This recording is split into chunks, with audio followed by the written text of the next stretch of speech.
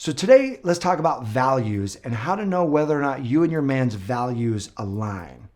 Because the last thing you want to do is date someone and then later find out that you don't want ultimately the same thing in life, and then have wasted all that time investing in someone that you're not going to be with long term. So today I'm going to share with you 4 things that you can do early on to determine if your values align. And the first thing is to have the right mindset. And here's the perfect mindset to have. And that is, you want to scare off the wrong guy faster to attract the right guy sooner. Because the longer you spend with the wrong guy, the more delayed the right guy will be coming into your life, right? Because that spot will be taken up by all your attention with the guy that you're dating who's not a good fit. So often people are scared to ask the big, most important questions early on in the dating process. And so they wait and they build that connection and they build the chemistry, and then they wait, and then later they ask the most important questions only to find out, oh, he doesn't really want kids. Or, oh, he never really wants to get married. Or, oh, he would never move and live in this area that you want to live in. And you realize, well, that's a deal breaker for both of you. And so you split up, having wasted all of that time. So this mindset is be willing to scare off the guy that you're seeing if he's not a right fit for you. Notice this, you cannot scare off a guy who wants a relationship by asking him if he wants a relationship. You can't scare off a guy who wants kids one day by asking him if one day he wants to have kids, right? Who will that scare off? It'll scare off the guy who doesn't want to have kids. So you want to scare off that guy faster if you're the woman who wants kids. So that's the first step. That's the first mindset to put on, is be willing to say good riddance to the wrong guy to attract the right guy even faster. The second thing you can do is early in the relationship, ask him the magic wand question. And if you've watched any of my videos before, you may have heard me share this, but it's a beautiful way to find out what his vision for his life is. And you want to do this early on, like date 1 or date 2, where you kind of pause in the middle of the date and you say, hey, can I ask you kind of a personal question? You've got a little smile on your face. Be fun, be flirty with your energy during this question. And it'll be a pattern interrupt. He'll say, oh, sure. And you're like, hey, if I gave you a magic wand and you could create whatever you want for your love life, like 3 years from now, what does that look like for you? And then he'll share with you what he wants, what his vision is, what he sees. And you're looking for a man who's clear. You're looking for a man who knows what he wants, and you're looking for a man who wants the same things that you want. Because I guarantee you, if you ask him that question, he'll throw it to you. He'll answer it first, and then he'll say, well, what do you want? And this is the way you can find out, do your visions align? Because visions are always an expression of our greatest values. The third thing that you can do is literally ask him what his values are. And there's some fun ways to do this.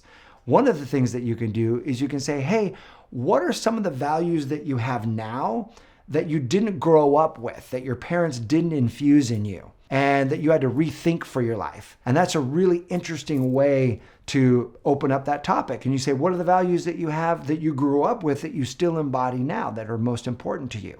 I love that framing because it makes it a bit more interesting than just simply saying, hey, what are your top 5 values in life, right? Another great way you can start this values conversation is to say this. You can say, hey, I don't really like small talk because that kind of just wastes our time. So instead of small talk, would you be up for some big talk?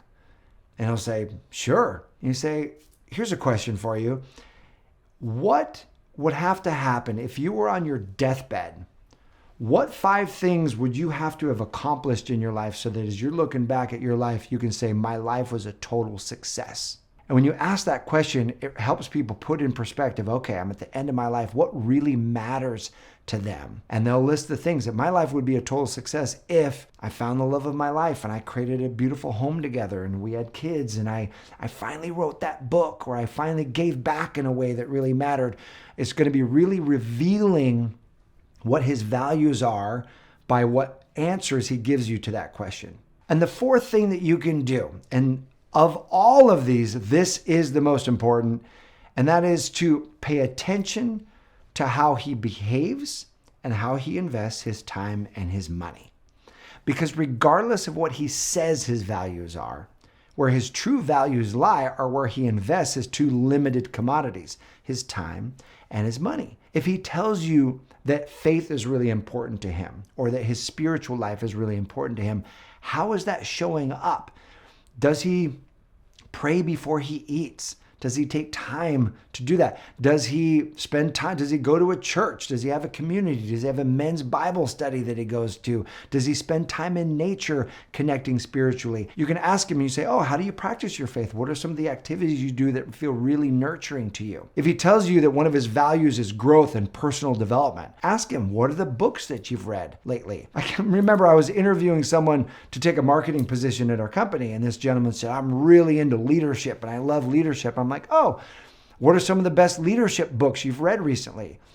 And he was like, well, yeah, I can't really remember the name of the book, but there was this one book that I read, and I was thinking, this guy's not a student of leadership if you can't even remember the name of a book that you read. So when you ask him these questions, oh, what do you do? How do you spend your time?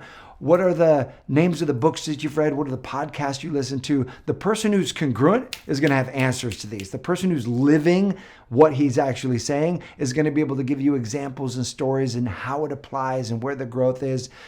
And then you want to see that demonstrated over time. And when you see these things, you have a common vision for your life. You're willing to scare away the wrong guy to attract the right guy. You're able to check out his values in terms of what matters to him at the end of his life. What are the values he has now versus the values he grew up with? And then ultimately seeing those values demonstrated. Those are 4 unmistakable ways for you to know whether or not your values align. So my question for you is, what are some things that you've discovered that help you know whether you and your man's values align? Go ahead and post that in the comment section below. That's going to really help everyone who's watching these. And check out what other people are writing, because the comment section is so juicy with great insights. I appreciate you. Here's to your amazing love life. Thanks so much for watching. I'll see you soon.